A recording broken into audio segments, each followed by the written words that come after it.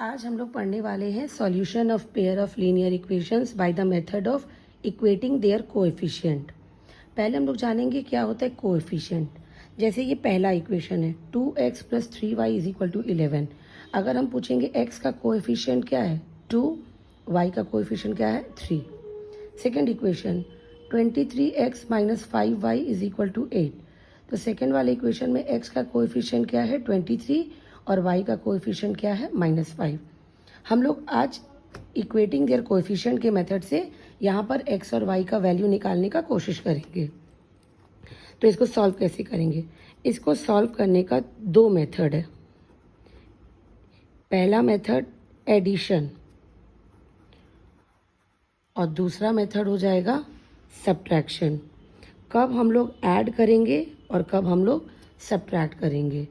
तो एडिशन जब हमारे कोएफिशिएंट का साइंस डिफरेंट हो, साइंस शुड बी डिफरेंट। और कब हम लोग ऐड करेंगे? जब दोनों का साइन क्या होगा same. Science should be same. अब हम लोग देखेंगे कैसे सेम होता है कैसे डिफरेंट होता है। तो ये जो मेरा इक्वेशन है इसको हम लोग लेते हैं। सबसे पहला इक्वेशन है 2x + 3y = 11।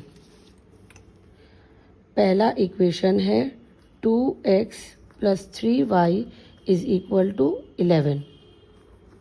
तो ऊपर में लिखेंगे the given system of linear equations are. तो पहला इक्वेशन है 2x + 3y = 11 और दूसरा इक्वेशन है हम लोगों का 23x - 5y = 8। 23x - 5y = 8। तो हम चाहे x के दोनों कोएफिशिएंट को सेम कर सकते हैं या y के दोनों कोएफिशिएंट को सेम कर सकते हैं। हम दोनों मेथड बताएंगे। सबसे पहले हम y के कोएफिशिएंट को सेम करते हैं। पहले वाले में y का जो कोएफिशिएंट है उसका साइन है प्लस और दूसरे वाले में y के कोएफिशिएंट का साइन है माइनस। सबसे पहले देखिए हम लोग 3 और 5 का एलसीएम निकालेंगे। LCM of 3 and 5 which is 15। हम इस 3 को भी 15 बनाने की कोशिश करेंगे और इस 5 को भी 15 बनाने की कोशिश करेंगे। 3 15 कब बनेगा? जब ये मल्टीप्लाई होगा 5 से। और 5 15 कब बनेगा? जब ये मल्टीप्लाई होगा 3 से। तो इसको हम लोग ऐसे लिखेंगे multiplying equation 1 by 5 and equation 2 by 3 we get. अब पहला इक्वेशन को थ्रू आउट 5 से मल्टीप्लाई करेंगे। 2x × 5 10x, 3y × 5 15y, 11 × 5 55। Next second equation को किससे मल्टीप्लाई करना था? 3 से।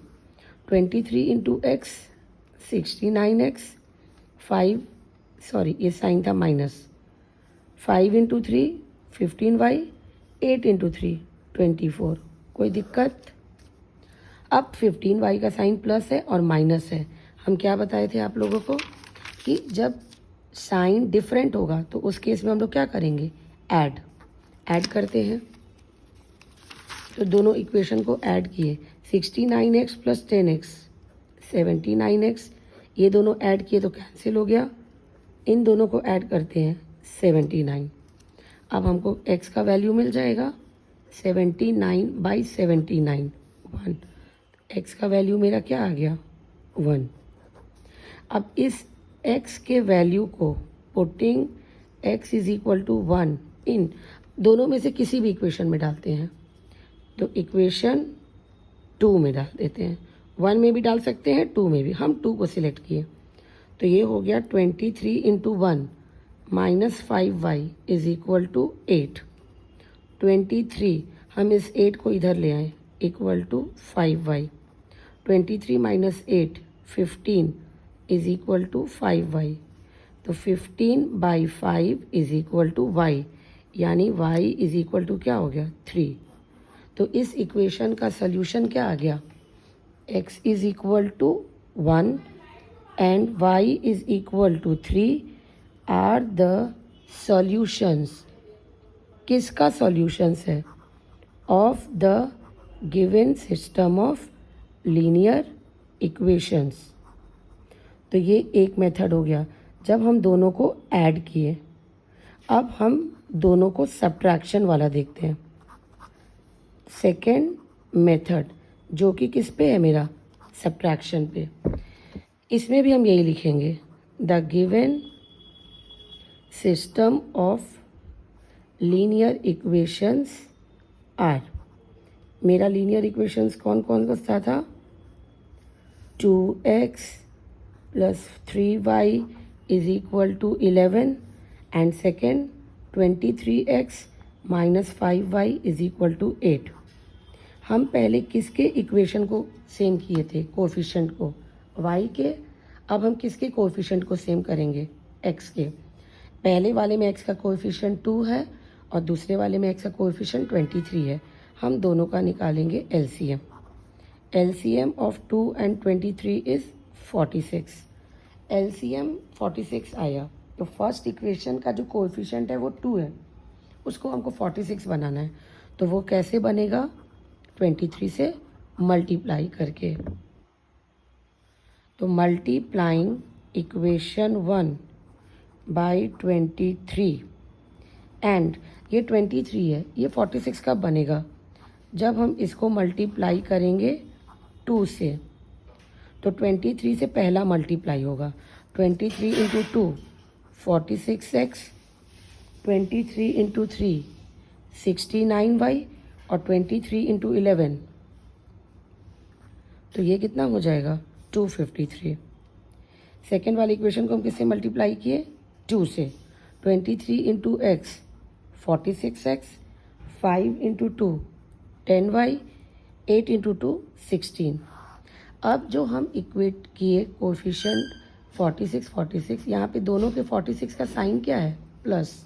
दोनों का साइन सेम है और जब साइन सेम होता है तब हम कौन सा मेथड यूज़ करते हैं?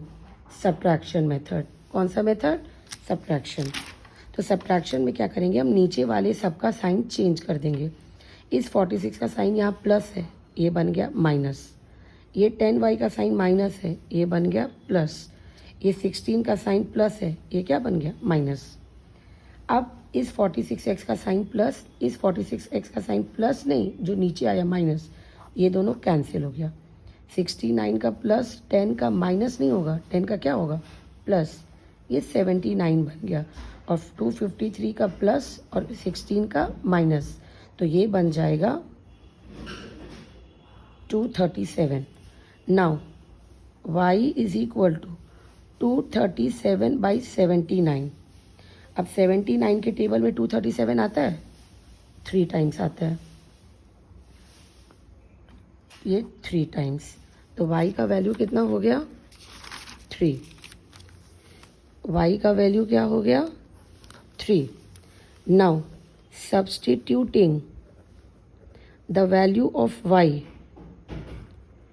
Substituting the value of y in equation 1 या 2 किसी में भी डाल सकते हैं। तो हम इस बार डालते हैं 1 में, देखते हैं क्या होता है। 2x प्लस 3y, 3 इंटू 3 ये हो जाएगा कितना? 11। तो 2x plus 9 is equal to 11।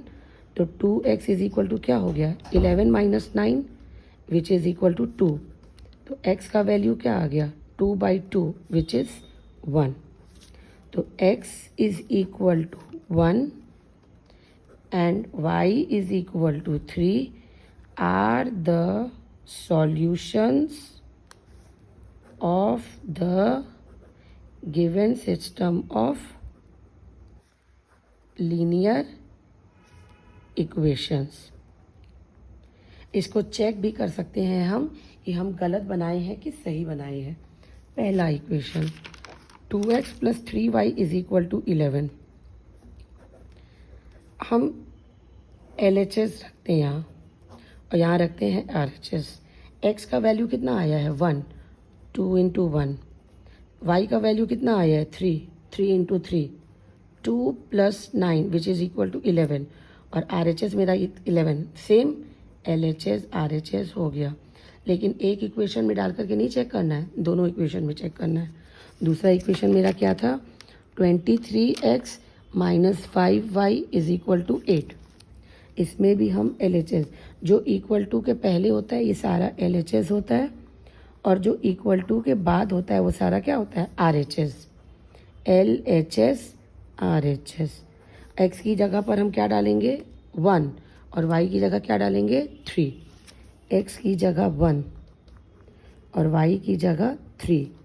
23 - 15 which is equal to 8 और RHS मेरा कितना था 8। तो यहाँ पे LHS भी RHS के क्या हो गया इक्वल। तो हम लोग देख लिए कि हमारा जो सल्यूशन है वो क्या है करेक्ट।